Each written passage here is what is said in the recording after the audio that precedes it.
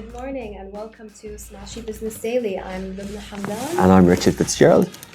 Today we talk about a big shock to Wall Street and a lot of people. Meta will pay investors its first dividend in March as shares soared over 15% overnight. Saudi is going to create 39,000 tech jobs with a new PIF-backed company called Alat. As British media group Sky cuts 1,000 jobs, will the UAE save Western media? And then Starbucks have seen sales drop as Middle East boycotts hit the coffee giant. Exciting news day today, Richard. Yeah, wow, I love that second headline. Will the UAE save the Western media? Can't wait to talk about that one. Yeah, how are you doing, Lubna, end of the week? I'm doing great, except for one thing that's really bugging me. People are watching the show and telling me I need to smile more often. Oh, really? And, being half Russian, it's just the smiling does not come naturally to us. Is that true? Is that a stereotype or is it true? Do you think there's any merit to that? It's very true because we remove all the niceties and we smile when there's reason to smile. Yeah. Why would you smile if there is no reason? Yeah. It's just logical. Yeah. I thought of an Irish pundit, football pundit. He said 3 things in life are massively overrated: fireworks, parties, and smiling. But then other people say like smiling is, when we smile, it's good energy and it's good for us. But it also gives you wrinkles. Okay, right? really? So I don't know. But you know what? It's probably because I'm a woman that people are saying that, which is okay. I've got thick skin. I don't get bothered by these things. But really? Have you ever been told to smile? I don't think it's a woman thing. I don't know. Is it? Really? It is. You know how men are always telling women on the street, like, oh, why do you look sad? You should smile more. Yeah. I mean, I'm glad you brought it up. But I think there was some comments on the Dubai post about Tufik, and you were kind of deadpan face as an interviewer would be, Yeah. and then the comments were like, hey, Lubna, smile, sure. But I think it's part of your like your tough journalist, like tough love reporting style. I think it's part of your image, no? Yeah, well, look, you can smile. Yeah, I can. It just starts hurting after a while. I'm not used to it. But yeah. Anyways, so we woke up this morning to news that Meta is going to pay investors its first dividend. Yeah. It was a shock to everyone on Wall Street. So overnight, shares soared over 15%. Their net income had tripled from $4.6 billion last year to $14 billion. And it announced it will pay investors 50 cents a share on March 26th. This means all eyes are on Meta now. What are your thoughts? I think it's huge. I think it's a huge change and shift. There's so many different ways to look at this. A couple of years ago, Meta hit a all-time high, over $1 trillion. I think they're back up to over $1 trillion market cap now. But when the tech companies were on the 1.2 trillion. Wow, when the tech companies were on the rise, that kind of 2020-21 period, they all dropped about 40% last year. Zuck was sticking about 15 billion a year into the metaverse, and then he was like, "This is a waste of money." Yeah. And not that he's fully given up on it, but you could see him strategically going back to the social platforms, launching Threads so fast. Dealing with the TikTok threat, and that was a real threat. Like it was almost an IG killer, right? And they pivoted, they shut down IGTV, which was its own app. They killed it. They went to Reels, and like you could see his strength as a growth hacker and a product guy, and you could see what they did with the platform. And it's not that long ago that their reputation was in tatters, and like they were up in the Senate this week as well, apologizing for the damage they're causing to children. But and at the same time, the person who was credited with building their revenue stream left, right? Like Sheryl Sandberg left, and look at this revenue. They're over 80 or $100 billion in revenue, and you just said they tripled from 5 billion profits to 15 billion. That's huge. On the shares, on the kind of the dividends part. Why is this significant? Because tech companies usually don't pay dividends, right? They usually don't make profits, right? Like, and Bezos is famous for saying, "Hey, give me your money, investors, but you're not getting dividends. Trust me, that I will create the value that you'll get enough return on the multiples I'm pretty sure Netflix don't pay dividend, even though they make about 5 or 10% operating margin. They're actually profitable. But Spotify aren't profitable. Musk certainly doesn't pay dividends, right? Like, and Bezos doesn't, and Zuck never did. And they've been public for 12 years, right? So they've been public since 2012. So to hear this notice overnight is unbelievable. And why did the share price jump 15%? 15% of over $1 trillion is not insignificant amount of market cap that you added. And their share price in 2023 was up like 56%. It's nearly back at all-time highs. So he's really turned it around, you know. And you know, like people say that people like Warren Buffett don't invest or miss the tech bubble. What Warren Buffett does is he invests in dividend companies, not in market values. So when Steve Jobs died, Tim Cook introduced the dividends 10 years ago in Apple. And about 5-6 years ago, Warren Buffett started building his pot in Apple. And now he's the biggest single shareholder, right? And he makes a ton of money a year on dividend. Like he owns 5% of Coca-Cola, makes a ton of money. So maybe he'll start buying shares in Meta now. But investors love a dividend. So no wonder the share price has gone up. It's really interesting because, you know, Steve Jobs was such a personality, you know, but he was a bit reckless and he wasn't, you know, all about the money, right? It was more the creativity, the tech, the passion for the products, and again the personality. With Tim Cook, you know, they're making money and he's kind of smarter business wise. But it's just interesting to see the difference. There's always two kinds of people, right? Like even Warren Buffett is very smart in his investments, you know, but Musk is the one that you enjoy you know, following up with his news and all of that. Yeah, So, definitely. But I think it's huge, and I think, you know, investors in the region will be happy about this. If you've got shares in Meta, like you're waking up this morning, you're kind of going, "Oh, great," and so many people are so happy that, you know, like if say you work for Meta and they have a few thousand employees in the region, right? Like these people who've had shares over the years now are getting dividends. You know, it's a big thing, and you know, it's also a big thing for shareholders and for boards. Like activists come on boards, and if the CEO isn't giving dividends, they have an issue with that. Like, what's that? Plesk or one of these activists went on the Disney board last year and had a big issue with Iger that he wasn't going to reinstate the dividend that he paused during the pandemic and stuff like that. So it's a big thing. You know, when we talked recently this week or earlier last week about all the IPOs in the region. There was one going public in Saudi. And dividends is so important when people are deciding, when they read the prospectus, whether to invest in that company. Because you can make profit in two ways: either the value of your shares going up, or dividend, right? And most of the semi-state companies that have listed partially, they pay dividends, right? So whether it's DIWA or ADNOC Distribution, they all pay dividends, and the yields can be, depending on the year, like 6, 7, 8, 9, 10%. And also they can pay 50, 60% of profits on dividend. So I don't know the technicalities of this, but 15 cents a share seems generous, seems good. you do seem to know all the technicalities, Richard. I don't know what Meta are actually doing. It's kind of broke overnight, but I don't know how much of that 15 billion or so that they've made last year, right? Because they've cut. It was cost-cutting measures made a huge difference to them as well, right? I think it decreased 8% year on year, and we're seeing that across the tech industry as well. Well, that's another point. Glad you brought it up. Like, so when they let go thousands of people last year, now they're profitable and now they can give shareholders dividend. And when you do fire people, the shareholders are usually happy because it's cost cutting. Like, you know, it's tough obviously on the people who lose their jobs, but there, you know, you had a guest on recently, Justin McGuire from MCG, and I spoke to him as well, and he was kind of saying that the era of the cushy tech job is over, and as these tech companies have more pressure from Wall Street to turn a profit, and we'll see a bit of that in this region as well, right? Like a lot of these companies will go public. A lot of these tech companies in Saudi and Abu Dhabi will go public, but when they're public, there'll be more scrutiny, and then there'll also be more pressure on profits, and then those profits then can turn into dividends. Yeah, absolutely. You know what? I do feel bad for all the people, obviously, that lost their jobs in tech, but let's be honest, they were paying really high salaries.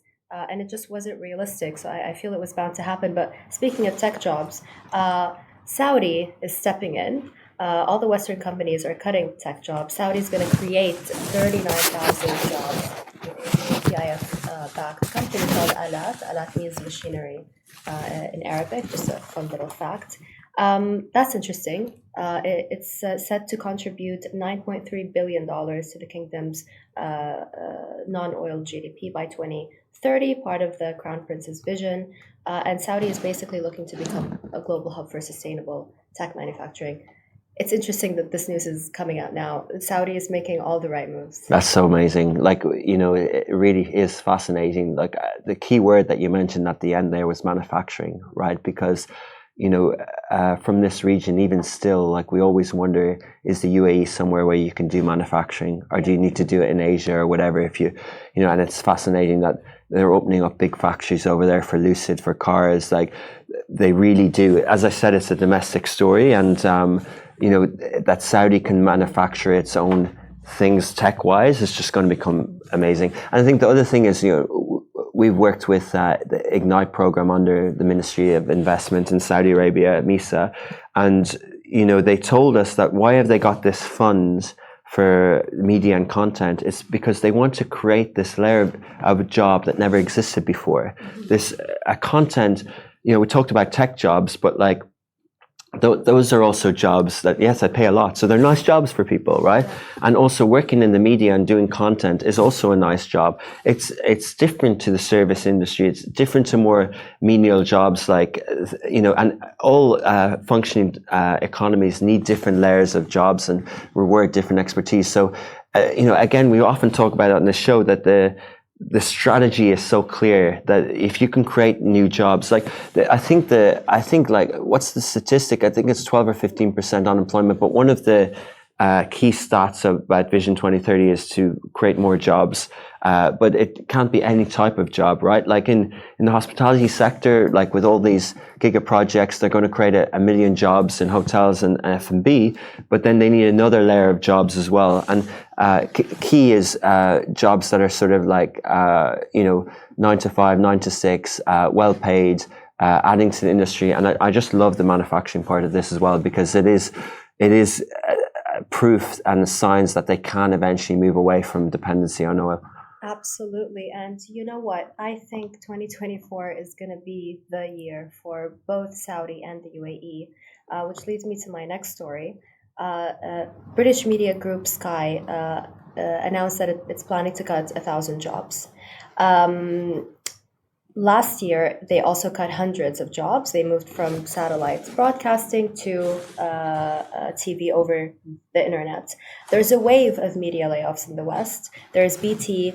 They cut 55,000 jobs last year. Channel 4 slashed 15% of staff, and Virgin Media's O2 cut 10% last year, right? The UAE government wants to now acquire some Western media. UK press is not happy about it. Let's give the listeners and viewers a little bit of context. So there's a US-based company called Redbird Capital.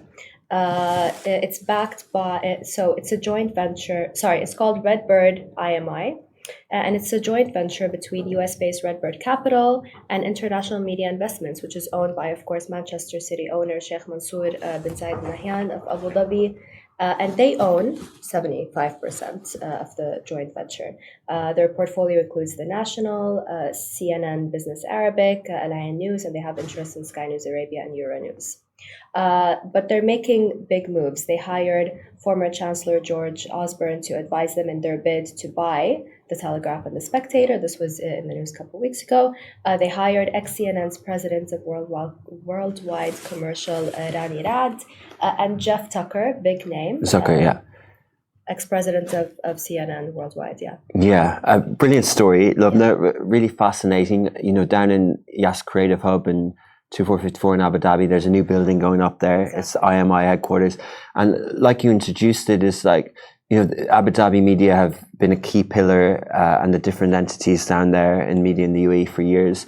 And obviously Sky News Arabia and some of the titles you mentioned do really well at getting the message out there in our world and provide lots of jobs and academies and different things like that. And I just think like by bringing in the level, and there's been other senior hires about different departments, and by having this JV with Redbird Capital, there's a guy called Jerry Cardinale who runs Redbird Capital, and that private equity firm have been a key pillar in like sports rights and acquisitions, you know, with Fenway and with different types of clubs over the years. And that guy spoke at FII recently in Riyadh, and it's all about media assets and investments. And there's huge things happening globally, like Paramount is up for sale.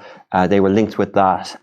You know, the group behind, you know, Endeavor, they listed with TKO, which bought WWE and bought UFC and went public. And so there's a lot of M&A happening at different levels, even as a result of media being under pressure. And, you know, I think the two companies that IMI have been linked with for now are that Paramount one that looks to be going to another group in the US. But the one that they're sort of, and alluded to your story, is the Telegraph in the UK. So the Telegraph is one of these storied, conservative newspaper titles in the UK, and it's up for grabs. It's got a lot of debt.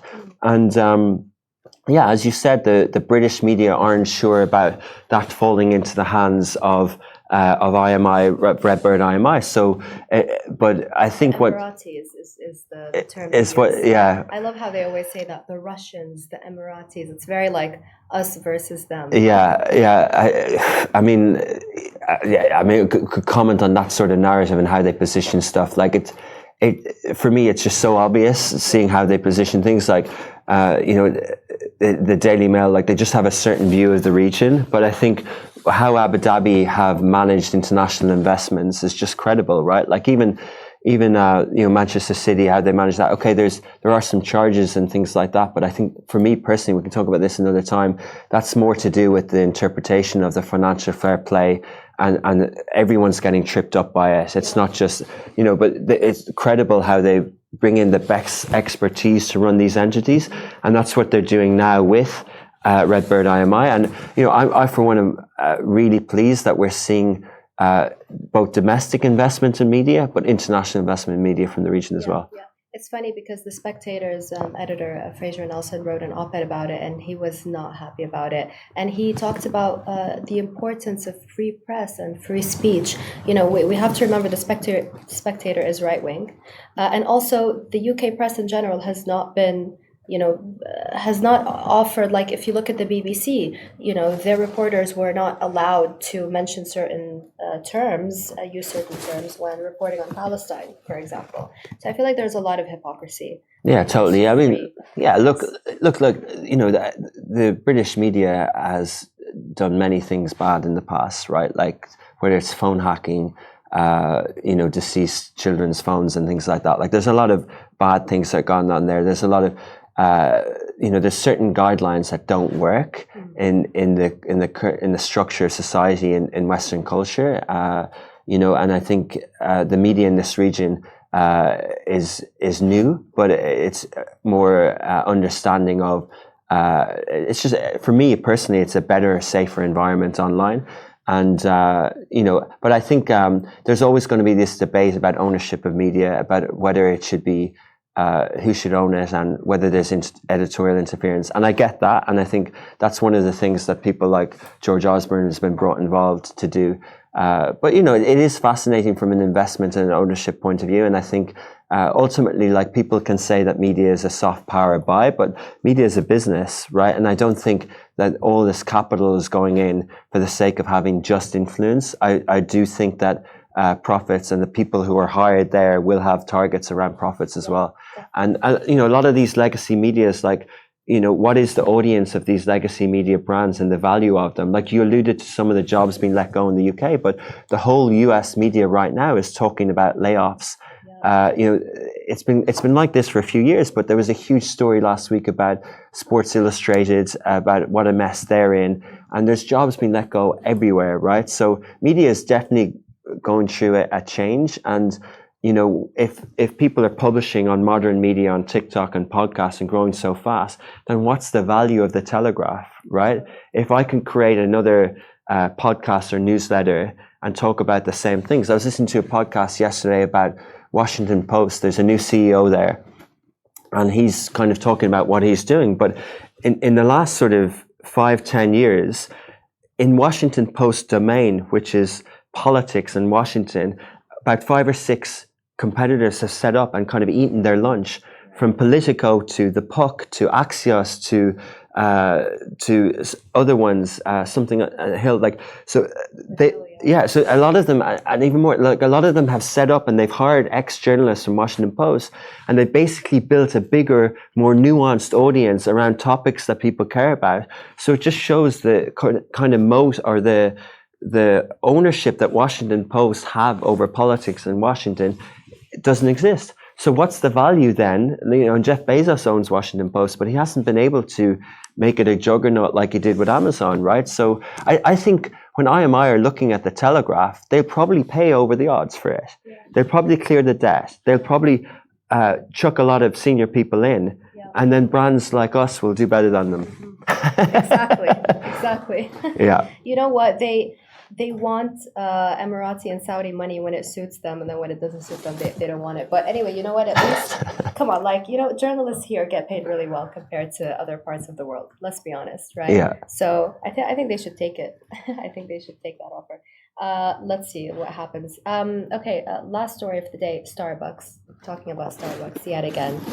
Sales are down because of Middle East boycotts due to the Palestinian. I hear the stores in Kuwait are empty. Yeah. I mean, Kuwait specifically, right? They feel very strongly about the Palestinian cause. So the coffee giant has been relatively quiet. We just said the other day that we were talking about whether businesses should comment on politics or not. Finally, they said something. They said their sales are hurting. There's a lot of consumer anger in the Middle East, but they described it as temporary. The company's fiscal first quarter results on Tuesday missed expectations. They cut their full year sales forecast from 10% to 12%. It's now predicted to be 7 to 10%. Yeah. I feel like they shouldn't have been quiet, because what happened is that they're being boycotted by both pro-Palestinians and pro-Israelis because of what the union posted, Free Palestine. What's the union? The Starbucks union workers. They have posted on social media. Yeah. I keep calling it Twitter, X. Yeah. They posted in support of Palestine. Starbucks distanced itself from that, but the pro-Israelis still got upset with it. They didn't think that they spoke. They responded it wasn't harsh enough, they said. So now they're being boycotted by both sides. Wow, I think there's a few things there. There's always been links, and we talked about this before with Starbucks, but then there was that incident, and then there was also something else that the CEO said they'll still drink their Frappuccino, or some comment like that, and the Gen Z were kind of like, no, actually, we're going to vote now, like we're actually cancelling you. Yeah. So they got offended, like, because he kind of, as much to say they don't really care. Yeah. They're actually not people of substance, basically. Right. So he killed a whole youth base, So I think that's fascinating that people are voting with their feet and they actually are being cancelled. But we see these brands come back. Like, I think we talked about this before, that I remember Balenciaga were cancelled, and then I see their sales are doing fine again. So I think the CEO, as you quoted his quotes, like, they did make a statement last night. I just wonder, Lumna, what do you think? Like, because say I'm a Kuwaiti national, or I'm a Saudi national, and I have a job in Starbucks, and I'm using the funds from my barista job to pay for my family and my kids' schooling. Right. Do I deserve to lose my job over this?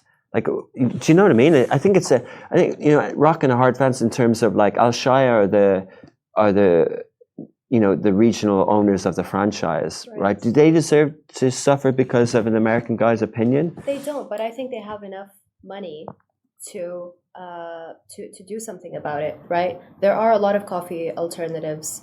We joke about this, but if you look at what Russia did with Starbucks' assets in Moscow, they just changed it into Stars Coffee. Why doesn't Kuwait, do the same thing? Why not? I mean, if Russia, with everything that was going on with it, survived that, and they're making a lot of money now, why can't Ashaya do? Okay, so imagine you woke up tomorrow and you drove across UAE and it was Al Shaya coffee instead of Starbucks.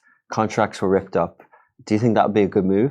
I think it could still be. It doesn't have to be Ashaya coffee. It can be something just as cool. How many local Shaya bucks? Star Shaya. Just bucks. Just make it bucks. Bucks, yeah. Sorry. Yeah, I get you. If it wasn't a genocide, I wouldn't be saying this. If it was a conflict, I wouldn't be saying this. But don't get me wrong. If you're someone who works at Starbucks right now and you're supporting your family, obviously no one is asking you to leave your job. No one is gonna judge you for that, and no one wants you to suffer. But Al Shaya do have a lot of money, right? They make a lot of money. So I mean, it'll be interesting to see where this goes. Yeah, they can afford it, is what I'm saying. I mean, I get you, right? But like with a lot of money that they make, they also have a lot of expenses, and the lot of money goes somewhere, and having a stable company like that and the investments that they made across the region creates more jobs and things like that. And if these pioneers and the people behind groups like that, if they suffer, if they disappear, the whole region economy suffers as well. We are leveraging on the back of American tech companies and American brands, but it does, at some level, create circular wealth within the region, right? Some of those funds, like whatever the royalties, do go back to the US, but there's also a lot of profits that are going around here. So, I don't know, I think we need both. I think we need international brands, and I think we need indigenous homegrown brands. And if people are earning salaries, like if you're a head of marketing at Starbucks and you live in Dubai and you're paying for your kids to go to school here, that's important. That's an important mix in the economy. But yeah, they do have a lot of money. But I just think of us. If someone said to me, "Hey, Rich, you need to do this because you have a lot of money as a business," it's kind of relative. I also have to pay 90 people's salary each month, Absolutely, but you know what? Sales are already down. They're hurting, right? They might actually have to shut down stores. Who knows? So, we can sit here and give our opinions and say whatever we like, but at the end of the day, the fact is that people are not buying. I think UAE is okay. I think Kuwait and other places not so much. Yeah, so maybe they would have to make changes just in Kuwait. Who knows? Yeah. But do you think that they should be beholden to a spokesperson in the US? It's a tricky situation, isn't it? McDonald's the same. I do agree. It is tricky, but I think people are just horrified by the situation. They're so horrified that they don't even care whatever explanation you give. I mean, that is how it's been. Yeah. They have put out, the Middle Eastern franchises have consistently put out statements and donated money, and it's just not working with people. Fair. All right. Well, I think you have a guest coming up. Yes, we do have a guest from Koiga Sunwear.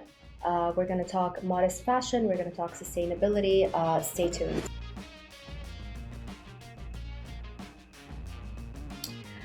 We've got Maureen Hall with us in the studio. Maureen, you went from Air Force mechanic to self-taught fashion designer, and you did it at the time to create, I think, swimming, like pool shoes and stuff for your sons who are now grown up. Yes. This was in 2004 also. Yeah.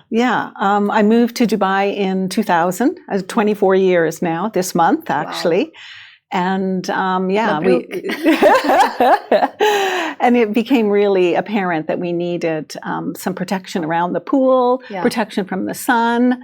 So I created some outfits for us. I mean, what was that like going from being an Air Force engineer to fashion? Because it's so different. It is. It's very different. I mean, it's hands-on being in the Air Force.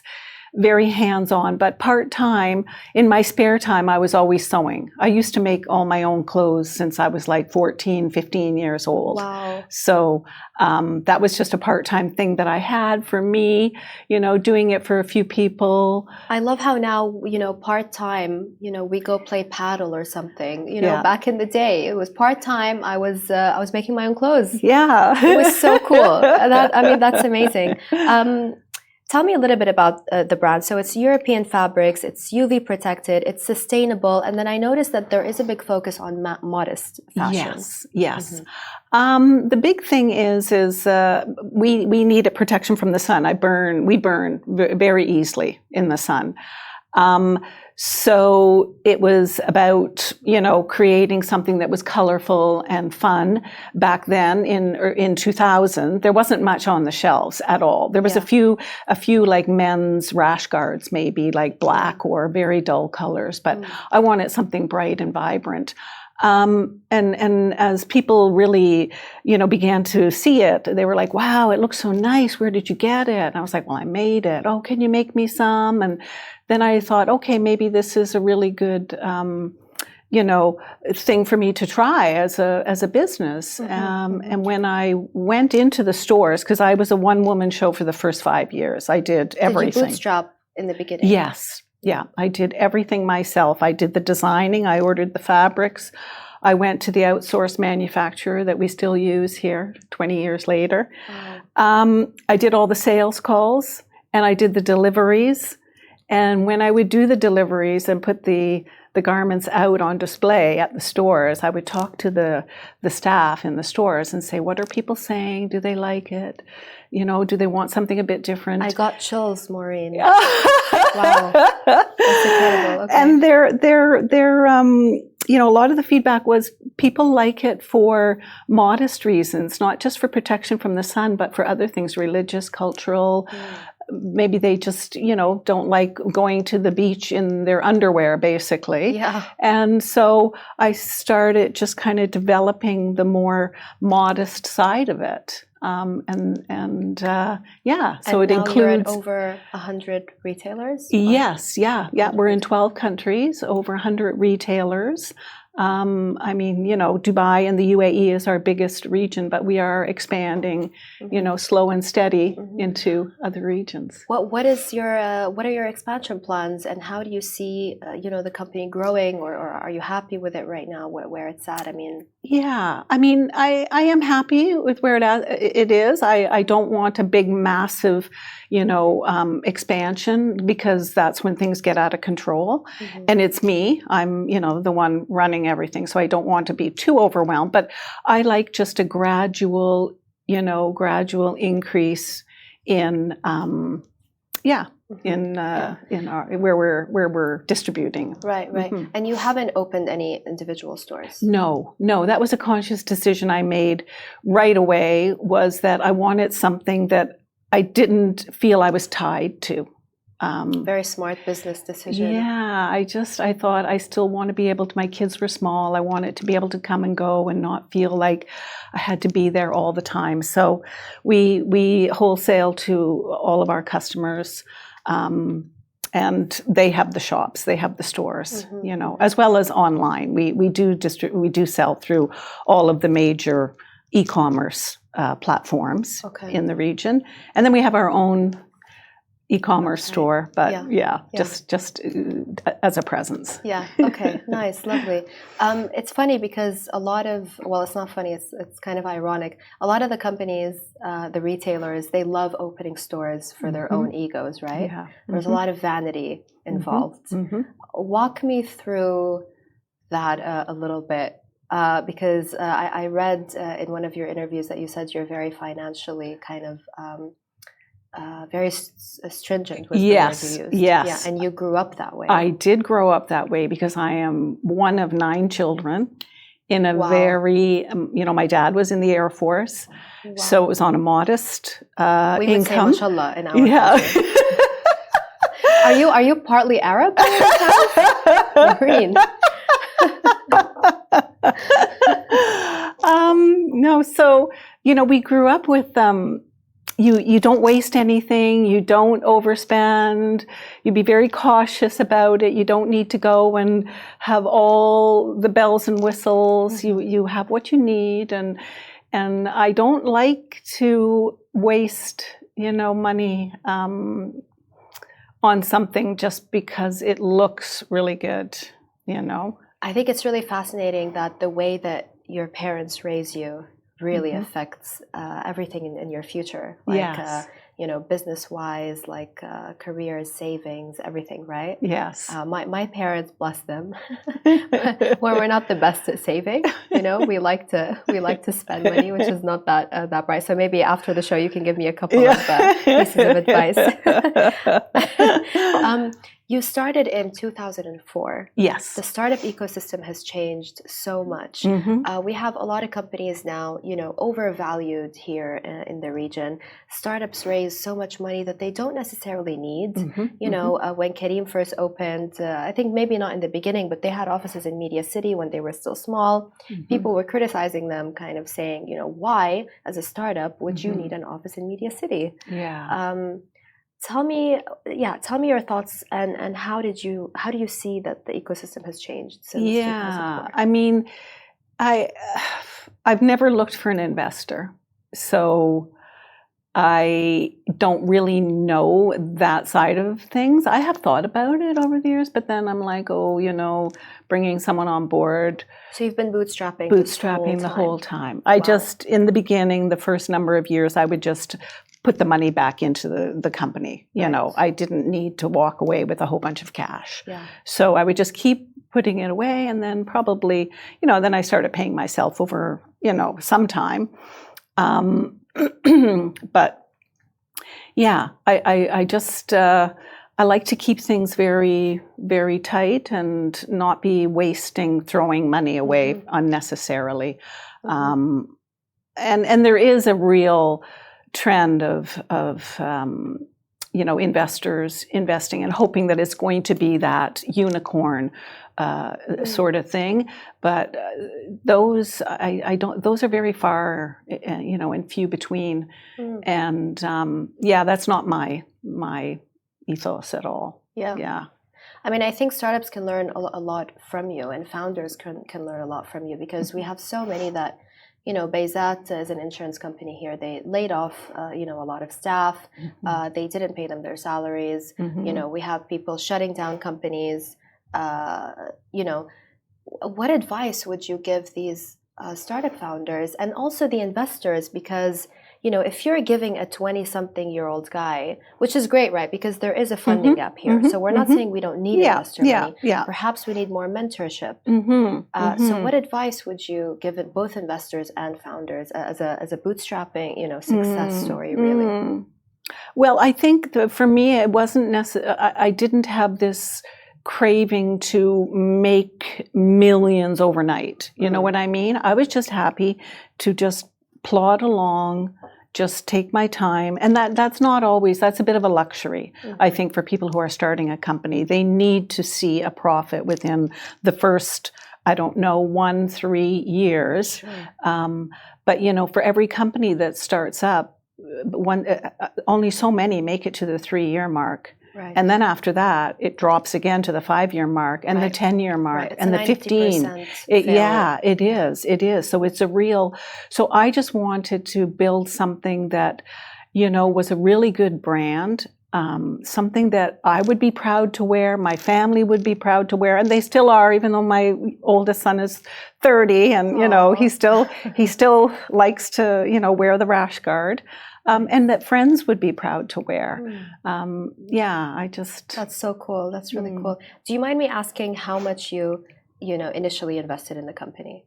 But I mean, back then, I'm sure back it's different. then, it probably a couple of $100,000. Okay. Yeah. Okay. Yeah. Nice. Yeah. What's the plan? Do you ever want to list the company? Are you you know, do you want to, I don't know, would you like to retire soon?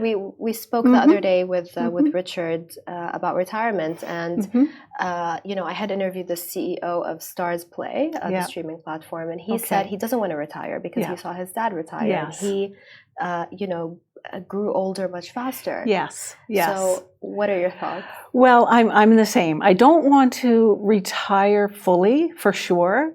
It would be nice to have a little more time to go and, you know, visit my boys who are not living in the UAE, spend time with my big family back in Canada as well, travel a bit more. But I would like to always have my hand in Coega, and if not Coega, something else. I know I will not be the type who can sit at home, you know, and do nothing. And I said to my sister the other night, my dream thing to do in retirement would be to go to all the different parks, the national parks in Canada, and help clear trails and everything. I know how to use a chainsaw. I'm, you know, I'm not afraid to pick up a shovel and that's your dream. That's my dream. Wow. I know, it's crazy, but I love the outdoors. You know what? There is something so soothing about nature. There is. Right. It's just peaceful. You know, there's not all of this distraction and the horns and the rushing and the bustling, and it's just, you know, it wouldn't mean I want to do it all the time, but maybe for a week go and do that. Absolutely. You know, go and work in a big garden or something. Yeah, absolutely. You know what? I used to garden with my mom when I was younger. And this is going to sound so millennial, but I'm loving your vibe. You are such a vibe. So, right, going back to the I'm gonna try to push you a little bit on this. Okay. So, any listing plans, or would you like to maybe sell part of the business, or maybe even if you're not in talks right now? Yeah, I don't think listing. I don't know. You never know what happens tomorrow, right? And something can happen in the next minute. Yeah. I don't know about listing per se. But, you know, bringing on somebody who's a strategic investor and not someone who just comes with money. Right. You know, somebody who's, you know, there to help with the growth, who's got those angles and have the connections of different places to go, that sort of thing. Yeah, and have the same passion as you. And has the same passion, be able to work with them. Yeah. I'm pretty easy to get along with, but I can see that. Gosh, Maureen, thank you so much for coming on the show. Oh, you're welcome. It's been an absolute pleasure. Yeah. And I still can't believe you built that business by yourself while also taking care of two kids? 2 kids. Yeah. Wow. Yeah. Incredible. Yeah, absolutely incredible. Thank you for inviting me. Thank you so much, Maureen. Thank you. Thanks. Okay, guys, don't forget to watch us on Smashy TV. Subscribe. It's only 18 dirhams. Okay, it's not going to break the bank. It's 18 dirhams per month. Subscribe. We've got lots of sports shows on there as well. And then listen to us on your way to work, on your way back to work, on your way to the gym. Listen to us on wherever you get your podcasts, Anghami, Spotify, Apple, and we'll see you tomorrow.